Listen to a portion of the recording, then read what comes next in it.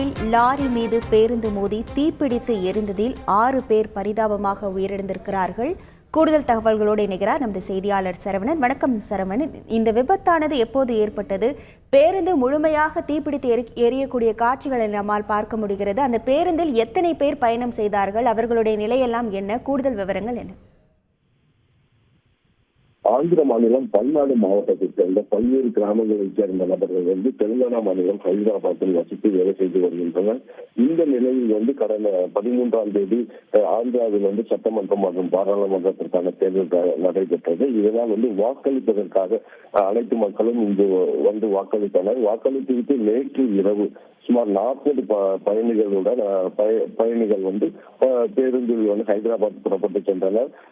அப்போது அந்த பேருந்து தனியார் பேருந்து 40 பேர் பயணித்த நிலையில் இந்த பேருந்து தர்சூர் மற்றும் சிறப்புப்பேட்டை வழியாக ஹைதராபாத் செல்ல முயன்றது. அப்போது யூரிவாடி பாளையம் என்ற இடத்தில் சென்று கொண்டிருந்த போது எதிரே வந்த டிப்பர் லாரி மீது எதிர்பாராத நிலையில் மோதியது.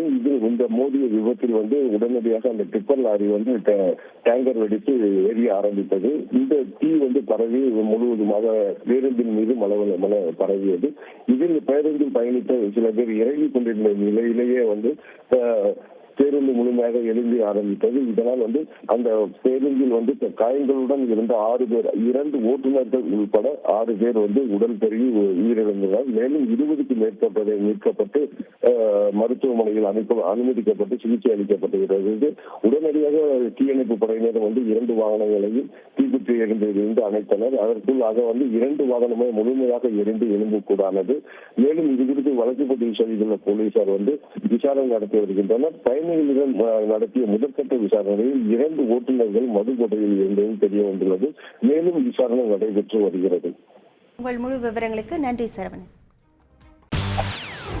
செய்திகளை உடனுக்குடன் தெரிந்து கொள்ள உடனே சப்ஸ்கிரைப் பண்ணுங்க.